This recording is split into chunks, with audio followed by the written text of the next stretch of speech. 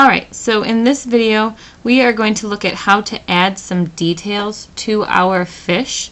At this point you should already have printed your fish. If you have not, then I would go back and watch the video on how to print a Gyotaku a fish print. So you should have your prints, and they should be dry by now. They dry pretty quickly because this rice paper is so thin. But now we're going to go back in and we're going to add some details. So this looks really nice, and it actually has a lot of details already.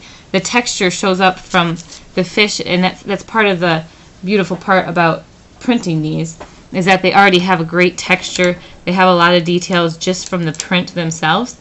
But we can go in and we can add more details to them to make it just a little extra special, add a little more detail to them.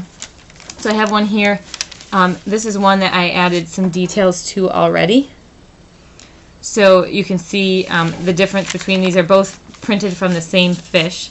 So this was the fish when I printed it, and then this is the print after I added details. So you can see it's got some striping on it. It has some extra details on the fins here and some extra details to really make the eye pop out. So before I started adding the details to my fish, I actually went on, you can go on your iPad and look up a picture of whatever type of fish it is that you are making. So this was a perch. So I went on and looked up what would it look like in nature, so that I could add those details and make it look more like a perch. If you were doing a bluegill or a trout, you could look that up as well.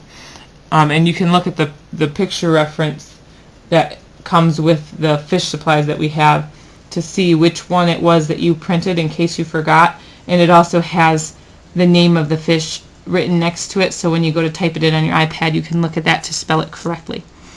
So once you have a picture to look at, make sure that you have your iPad protected. Put it inside of a plastic bag or something so that you don't have to worry about getting any of this watercolor paint on it.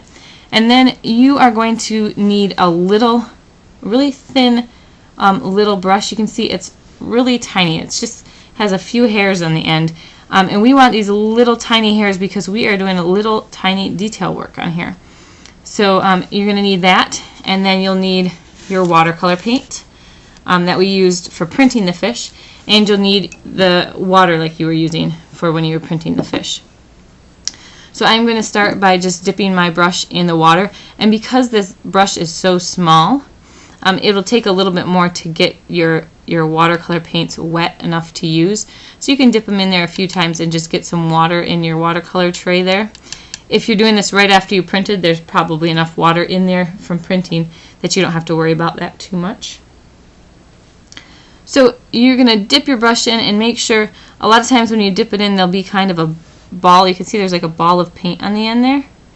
If you have that, you're going to just kind of drag it gently along the edge like that, just nice and gently so it doesn't spray everywhere. But now you can see it's a nice point, but it still has paint on it, but it has a nice point on it now.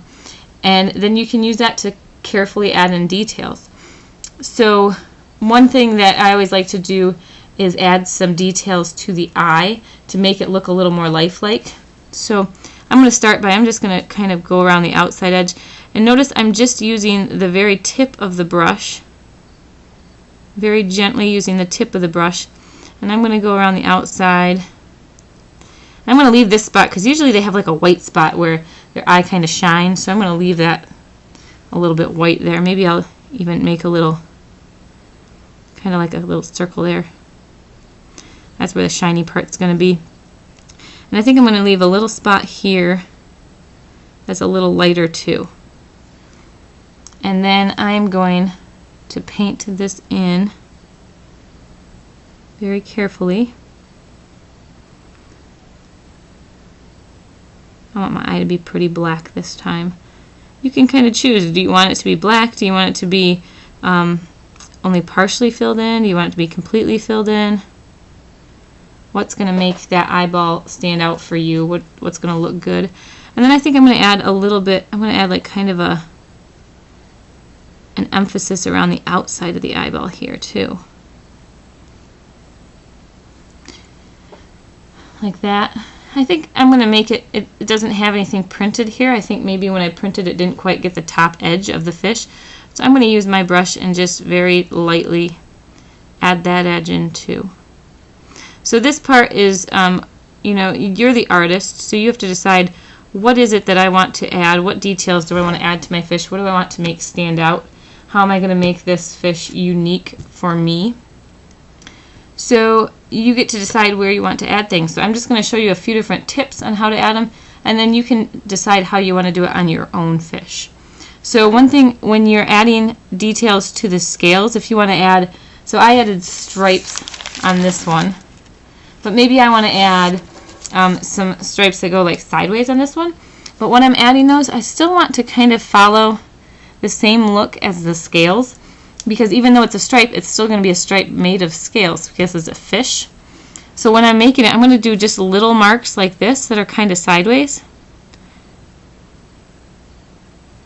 So you can see how it still looks like it's scales, even though it's a little darker, so it makes it look like there's like a stripe going across. By doing those little marks like that, it makes it look like it's scales that are making the stripes. When I have to be careful because I just put my hand in that eyeball that I painted, and if I'm not careful, that's going to get all over. So I'll need to either wipe it off or make sure I don't set my hand back down again. So I'm going to go add some stripes going across here, and they're going to get smaller as they go out, so it's just going to be a little stripe like that, I think. So if I wanted my stripe to go up and down like my other fish, I would do the same thing with those little lines like I had there. Maybe I'll make a stripe going up and down on the tail here. Doing those little marks like that, but you can make them so that they go up and down. So I have marks. There's still little marks making that. See, they're little tiny ones. I'm just using the tip of the brush to make little marks, kind of like a little bit of a scale shape.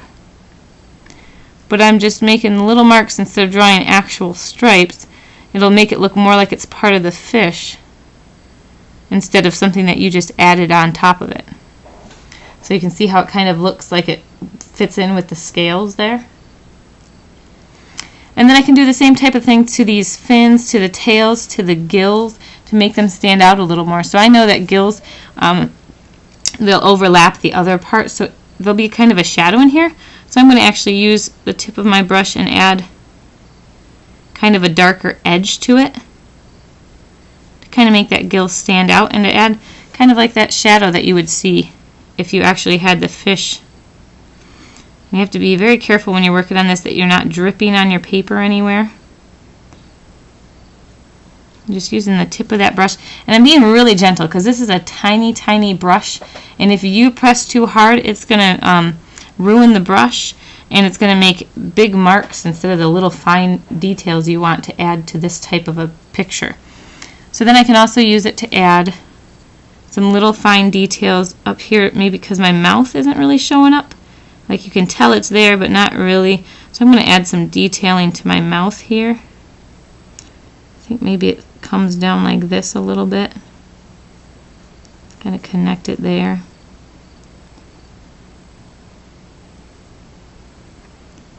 Add those lines. I'm going to put some really light lines right here to fill in that white spot that I didn't print there, so that it fills it in a little more. So you can see how my face on my fish is becoming more defined. I have some stripes. And so you're going to keep going with that kind of thing. I'm noticing that my paint's starting to clump a little, so I'm going to add a little bit of water to it. Make sure my brush stays wet because that's going to help. And then if I notice my brush is a little too wet, I'm going to drag it just a tiny bit on the edge of this so that I have a nice point again. And then I'm going to start adding some details up here to this top fin here.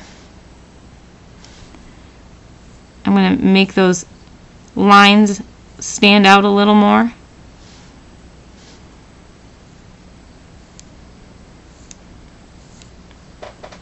And I noticed that down here it didn't quite print, so it has kind of a white line. I have to decide as the artist if I want to leave that or if I want to fill it in a little. I think I'm going to add one more line here. And then I think I'm going to add up around the top, make it a little darker. I noticed when I looked at the picture of the perch, they had some, like, it was a little darker at the top, and I thought that was interesting. So I'm going to add that. I'm going to get a little more water on my brush because it doesn't seem to be painting quite as well as it was before.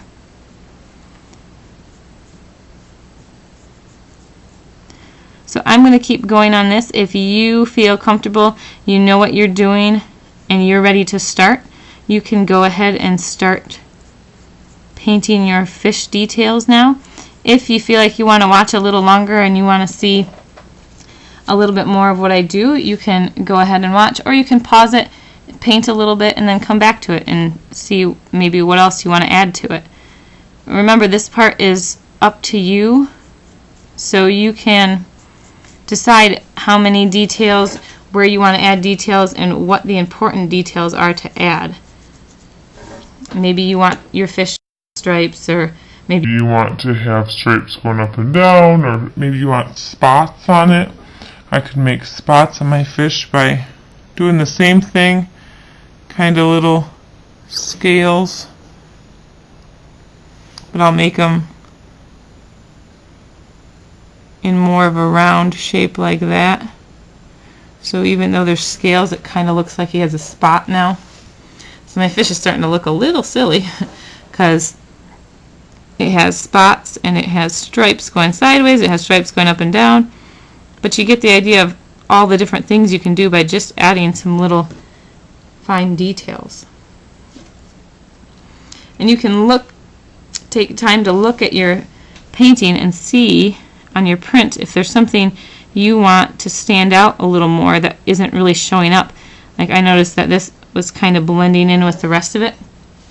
So I'm adding a little more detail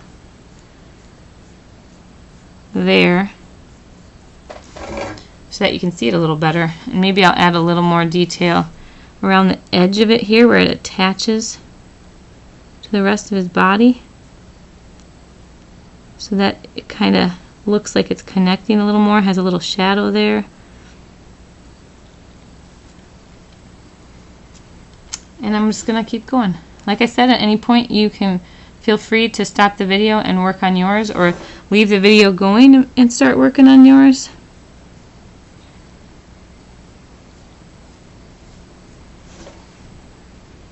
I'm just going to keep adding details so you can see, because the difference between when you have the details and when you don't, maybe when you look at the print at first it seems like it's nice, but then when you go and add details it just gets even better. So sometimes you don't realize how much the details can help until you see the difference between how it started and when it ended. And if you are worried about messing something up when you're printing, or when you're painting the details onto your print, you could take a picture of your print on your iPad before you start to add the details, so if you mess up something, you will have that picture that you can still use to show people what the print looked like originally too.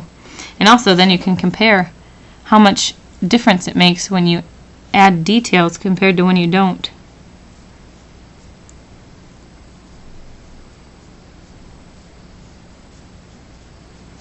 So again, just make sure you're taking your time, going carefully, and you're using just the tip of that paintbrush. You don't want to use the big edges or anything. You're just using the point, a little point on that paintbrush to get all those little lines in there. You can control it a lot more if you're just using the little point and taking your time and going slowly and carefully. I think I'm getting pretty close to done with mine, but I might add, I think, a little more details onto the tail. I haven't really done anything with the tail yet. So I'm going to get some more on my brush and work on the tail here. I'm going to get a little bit around the edge. Oh, it looks like I need to get some water on my brushes. My paint's starting to get sticky again, and that's usually a sign that you need a little more water. And I'm going to go around the edge of the tail here.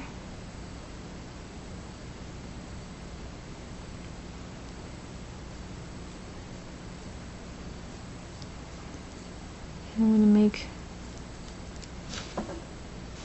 some little lines show up a little more on there. Give it a little extra detail to help it really stand out.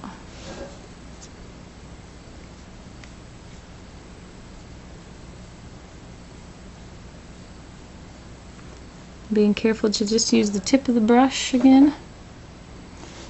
And I'm going to do some lines coming back this way too. Get some more water. Anytime you're brushing and it feels like the brush is kind of sticking to your paper, or it's not really smooth, that's usually a sign that you don't have enough water on your brush when you're using watercolor paints. So it's a good time to get more water on your brush if you start to feel it stick like that. Alright, I think it's pretty good. Although right here it looks like I need to add a little more because some little scales, some of that didn't print there, it's just a little light. So I'm going to add some more little scales in there just to give it, to fill in that gap where it didn't quite print. Just kind of lightly adding them in, not as dark as the other spots.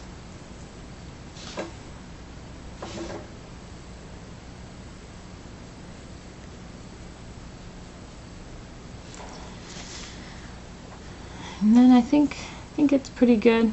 I've got these couple of spots. Maybe I'll add a couple more so it looks like they're on purpose.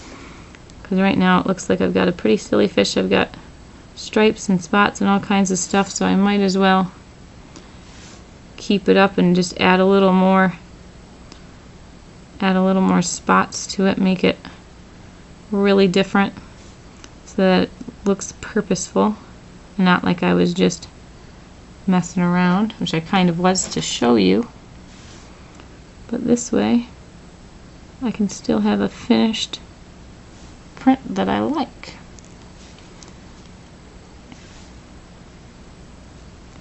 So I hope you enjoy adding details to your fish and really creating your own fish your own way and deciding how you want it to look.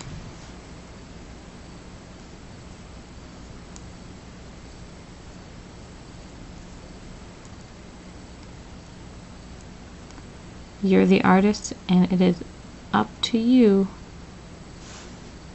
to add those details. So I think I'm going to call it good.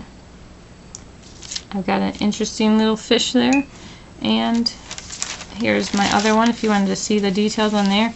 So you can see they came from the same print, the same rubber fish that I was printing off of. But you'll see that by adding the different details, I changed the way that it looks by quite a bit. And also, every print is a little different. No two prints are exactly the same. So the parts that I printed are a little different as well. So have fun, experiment, see how it works for you, see what you like, see what you don't like, and try out some different techniques.